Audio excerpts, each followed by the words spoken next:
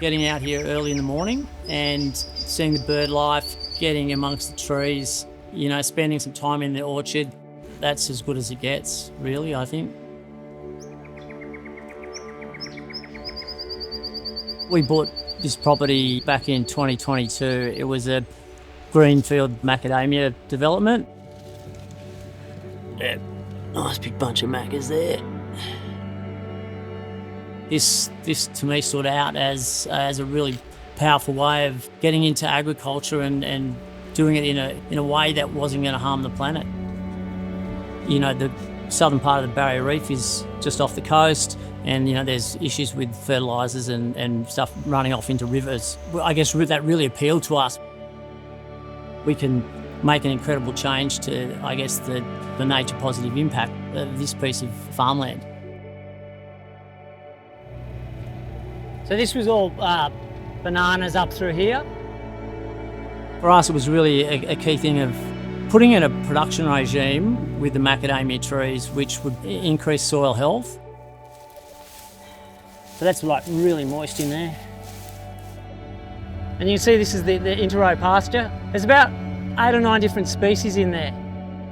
Having that population of grasses in the interrow stops a lot of the erosion, and also it slows the water movement down. It just makes the whole place a lot more hospitable and habitable for birds, insects, and increases, I guess, the health of the soil biome.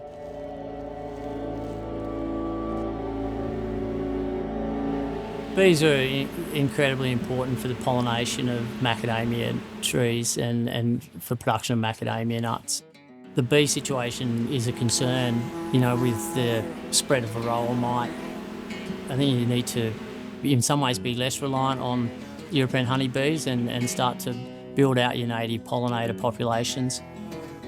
We've got plans to put in patches of what we call bee-friendly plants throughout the orchard that will encourage native bees and native pollinators as well.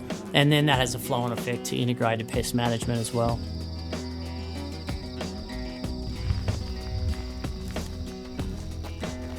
I'm waiting to find a snake here at the moment, but we should be right. When we bought the land, one of the things that appealed to us was the fact that there was this 500 hectare block, and over 300 hectares of it was bushland, and we knew we couldn't use that as orchard, but it was something that we felt was really valuable to a farm asset. It's not going to pay you a yield like a crop will every year, but it will pay you in, I guess, the natural value of the land that we have. That'd be the thing. 25 years, a beautiful macadamia orchard matched by a beautiful bit of bushland. They have to coexist. They can't run on separate agendas. It's what you have to do. If you don't put into the land and you don't look after it, then you'll pay for that in the long run. So I think you have to have the two coexisting to make it a complete package.